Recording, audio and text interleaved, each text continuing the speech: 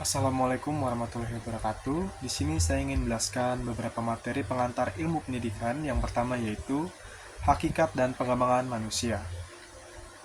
Manusia adalah ciptaan istimewa yang dikaruniai potensi luar biasa. Potensi ini meliputi kecerdasan, keterampilan, karakter, dan nilai-nilai pendidikan yang mulia. Pendidikan hadir sebagai kunci untuk membuka potensi tersebut dan membantu manusia mencapai kesempurnaannya. Hakikat manusia terbagi menjadi beberapa dimensi, yaitu yang pertama, dimensi jasmani, tubuh manusia dengan segala organ dan fungsinya. Dimensi rohani, jiwa manusia yang memiliki akal, pikiran, perasaan, dan juga kehendak. Dimensi sosial, kebutuhan manusia untuk hidup bermasyarakat dan berinteraksi dengan orang lain. Dimensi budaya, kemampuan manusia untuk menciptakan dan mewariskan nilai-nilai budaya. Selanjutnya yaitu terdapat pengembangan manusia. Pengembangan manusia bertujuan untuk meningkatkan kapasitas dan potensi individu dalam berbagai aspek kehidupan. Berikut adalah beberapa area utama pengembangan manusia, yaitu yang pertama pendidikan.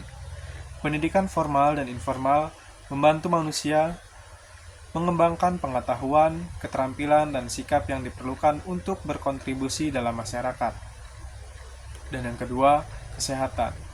Kesehatan fisik dan mental merupakan dasar pengembangan manusia. Program kesehatan, nutrisi yang baik, dan juga akses ke layanan kesehatan penting untuk memastikan individu dapat berkembang optimal. Dan yang ketiga, ekonomi. Pengembangan ekonomi meningkatkan standar hidup, pekerjaan yang layak, penghasilan yang cukup, dan juga kesempatan ekonomi yang adil adalah faktor penting dalam pengembangan manusia. Dan yang keempat, sosial dan juga budaya. Pengembangan sosial melibatkan peningkatan kualitas hubungan sosial, partisipasi dalam komunikasi, dan pemeliharaan nilai-nilai budaya. Interaksi sosial yang positif dan budaya yang kaya memperkuat jati diri dan solidaritas masyarakat.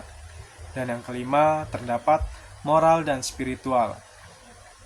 Pengembangan moral dan spiritual meningkatkan kesadaran etika dan spiritual. Ini bisa dicapai melalui pendidikan agama, meditasi, refleksi pribadi, dan kegiatan keagamaan yang memperkuat kehidupan batin seseorang. Kesimpulannya yaitu, hakikat manusia mencakup berbagai aspek yang saling berkaitan, individu dan sosial. Selanjutnya, terdapat landasan pendidikan. Pendidikan yang berkualitas dan bermakna harus dilandasi pada pondasi yang kokoh, yaitu yang pertama, landasan filosofis. Pancasila sebagai pandangan hidup bangsa Indonesia yang mengandung nilai-nilai kemanusiaan, ketuhanan, persatuan, kerakyatan, dan keadilan sosial. Yang kedua, landasan pedagogis. Teori dan praktik pendidikan yang efektif dan efisien berpusat pada peserta didik dan berorientasi pada pengembangan potensi. Landasan psikologis. Pemahaman tentang perkembangan dan belajar manusia, termasuk tahap-tahap perkembangan gaya belajar dan motivasi belajar. Selanjutnya, landasan sosiologis. Interaksi individu dengan masyarakat dan budayanya, serta pengaruh lingkungan sosial terhadap proses belajar mengajar. Selanjutnya, landasan kultural. Nilai-nilai luhur bangsa dan budaya Indonesia yang harus ditanamkan dan dilestarikan melalui pendidikan. Selanjutnya, terdapat asas-asas pendidikan. Sebagai pedoman penyelenggara pendidikan di Indonesia, beberapa asas penting harus dipegang teguh, yaitu yang pertama, asas kemanusiaan. Menghargai dan menjunjung tinggi harkat martabat manusia tanpa diskriminasi, ras, suku, agama, gender, dan juga status sosial. Asas kebangsaan, yaitu menanamkan jiwa nasionalisme, cinta tanah air, dan juga semangat persatuan bangsa kepada peserta didik. Asas kerakyatan, mewujudkan pendidikan yang demokratis, berpihak pada rakyat, dan mencerminkan suara rakyat dalam proses pengambilan keputusan.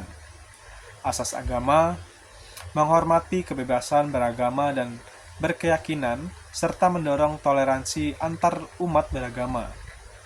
asas keterbukaan, menerima berbagai pemikiran dan kemajuan ilmu pengetahuan, serta mendorong inovasi dan kreativitas dalam proses mengajar, belajar, mengajar. Materi selanjutnya yaitu perkiraan dan antisipasi masyarakat masa depan.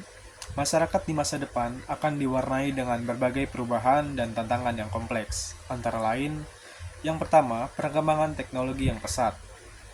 Munculnya teknologi baru seperti kecerdasan buatan, robotika, dan Internet of Things akan mengubah berbagai aspek kehidupan. Yang kedua, perubahan sosial yang dinamis. Struktur masyarakat yang semakin kompleks, globalisasi, dan migrasi antar negara akan mengubah perubahan sosial yang signifikan.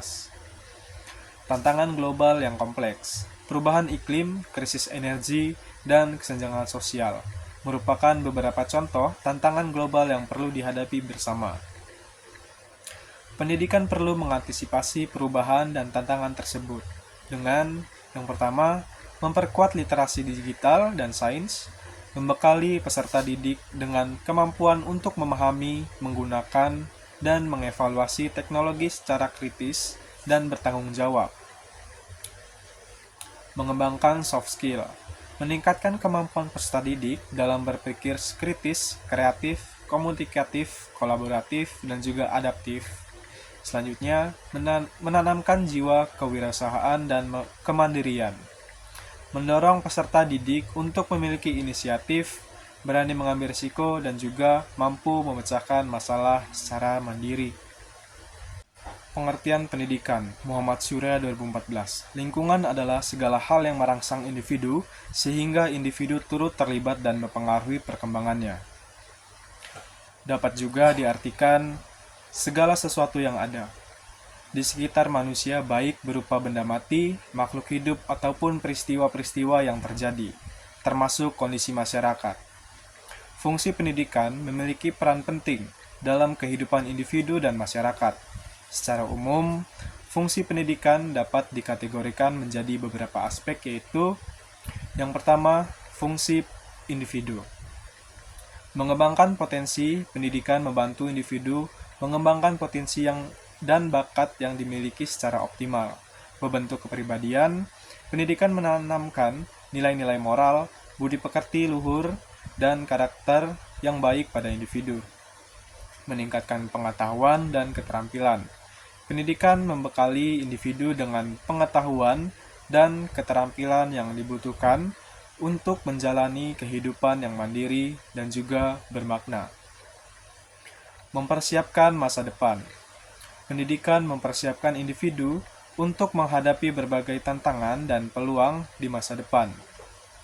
Yang kedua, fungsi sosial. Sosial pendidikan membantu individu untuk bersosialisasi dengan orang lain dan beradaptasi dengan lingkungannya. Pewarisan budaya.